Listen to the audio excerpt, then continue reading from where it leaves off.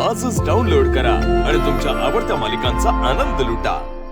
Doctor सांगत होते की त्यांनी कसलं तरी टेन्शन घेतलंय आणि ते त्याचाच विचार करतायत, त्याच्यामुळे त्यांच्या तब्येतीत काही सुधार होत नाहीये।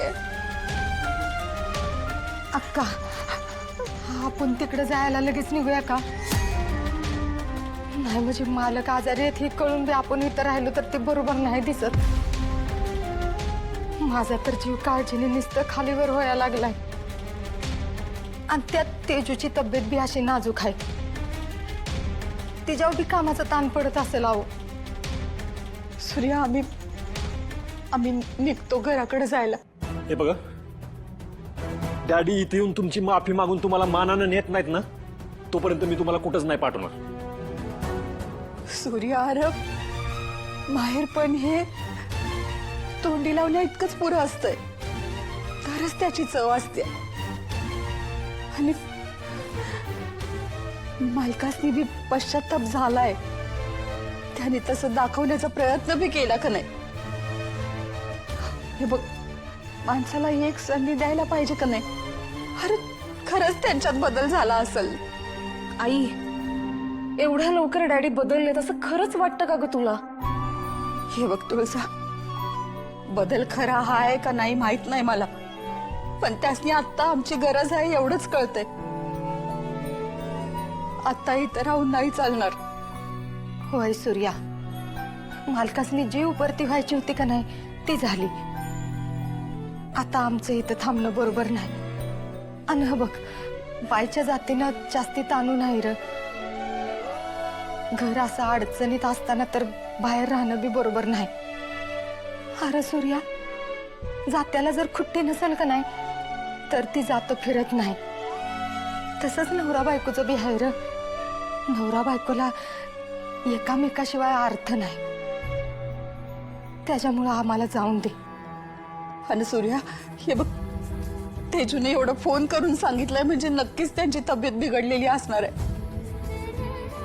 सूर्या, तुला बी माहित आहे, शत्रूला काय जबाबदारीची एवढी जाणीव नाहीये। तेजू एकटी भांबावून जाईल र। अरे तूच म्हणला होतास ना, जेव्हा तुझी इच्छा असेल तेव्हा घरी परत जा। बघ, आता शब्दाचा मान ठेव, मला माझ्या घरी परत जाऊ दे। सूर्या, सूर्या, अरे बोल की काहीतरी।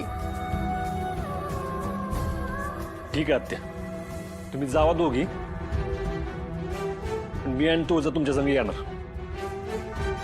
बघू तरी डॅडींचा आजार कसला आहे नक्की, तर झालाय का आणलाय।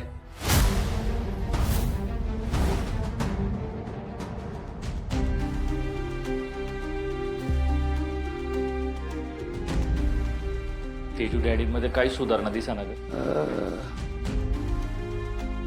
तू आईला फोन लावला होतास, काय म्हणाली ती? मी पोहोचवलाय निरोप, ती बाकी काय बोलली नाही। कदाचित डॅडींचं हे अचानक कळल्यामुळे तिला धक्का बसला असावा। धक्के तर इथं आम्हाला बसते, ते काय होऊन बसलं बरं? मला काहीच कळना काय करावं ते। डॅडींची ही अशी अवस्था असताना आईचं घरात असणं गरजेचं होतं ग। बायको, आई येईल ना परत घरी? मी कसं सांगू, मला नाही माहिती। मला नाही वाटत दाजी तिला घरी येऊन देतील म्हणून, पण आई घरी आली नाही तर डॅडींचं काय बरं वाईट झालं तर याला जबाबदार कोण? नाही, आईला यावंच लागेल।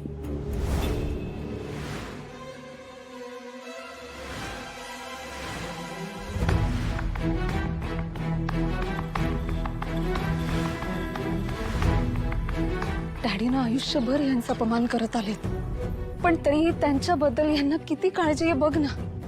डॅडी जर हे समजू शकले असते ना तर यांचं आयुष्य खूप सुंदर झालं असतं रे। बऱ्याच गोष्टी बदलल्या असत्या। मला कधी कधी असं वाटतं की बाईच्या सोशिकपणाला ना सगळे पुरुष गृहीत धरतात, पण ती सोशिक नसते अरे। त्यानं त्याग करत असतात रे आपल्या घरासाठी, तिचं घर जपण्यासाठी तिच्या सगळ्या अपेक्षा आनंद बाजूला ठेवत असते। पण दुर्दैवाने काही पुरुषांच्याही लक्षातही येत नाही। फार कमी पुरुष बाईचं मन जपू शकतात। सूर्या, मी ना स्वतःला फार नशीबवान समजते रे. मला तुझ्यासारख्या बायकोचं मन जपणारा जाणणारा नवरा मिळाला. तुळजा, माझं कौतुक राहू दे. आज चल, नक्की काय झालं ते बघूया. चल चल.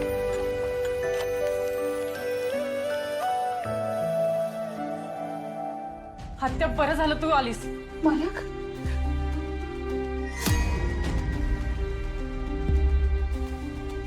कधीपासून त्रास होतो डॅडींना? दादा ते काल डॅडी मला खायला द्यायला खोलीत आले होते. तेव्हाच बोलता बोलता त्यांना चक्कर आली आणि ते पडले. तेव्हापासून जो ताप आलाय तो कमीच झाला नाही. डॉक्टरांनी गोळ्या पण दिल्या पण डॉक्टरांनी इंजेक्शन पण दिलेत, पण कसलाच फरक पडायला तयार नाही. आता शेवटचा पर्याय म्हणून दवाखान्यात ऍडमिट करावं लागतंय असं वाटते. एवढं सगळं करून पण गुण येणं झालंय. दादा डॉक्टर म्हणाले की त्यांना काहीतरी मानसिक ताण आहे. ते सतत काहीतरी विचार करत असतात म्हणे. म्हणून मी लगेचच आत्याला फोन लावला. सुनबाईची काळजी घ्यायला पाहिजे. घरात कोण नाही, सुनबाईची काळजी घे. शालन मालन. सुनबाई यांना कशाला बोलवलं तुम्ही? त्यांना इथं राहायचं नाही ना. आम्ही ठीक आहे हो, आम्ही आमची काळजी घेऊ, पण त्यांना त्यांच्या इच्छेविरुद्ध इथं थांबायला लावू नका. त्यांना जाऊ द्या. जावा जावा, तुम्ही घरी जा. सूर्या, सूर्या, बास झालं हे सगळं आता. अरे तू बी राग सोड की. मान अपमान यो माणसाच्या जीवापेक्षा मोठा असतोय का सांग बरं. तेजू, तू ये इकडं.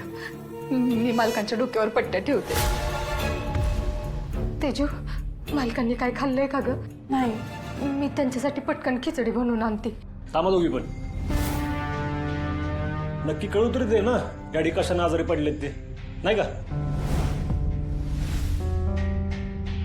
तुळजा, तपास त्यांना.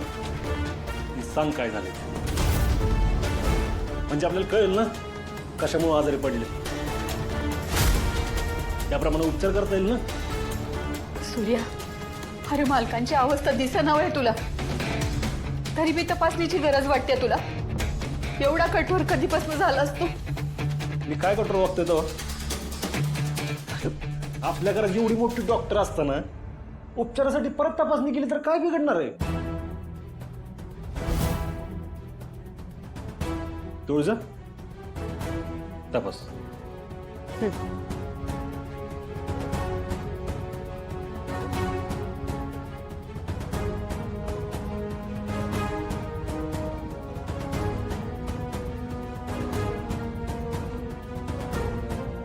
डॅडी,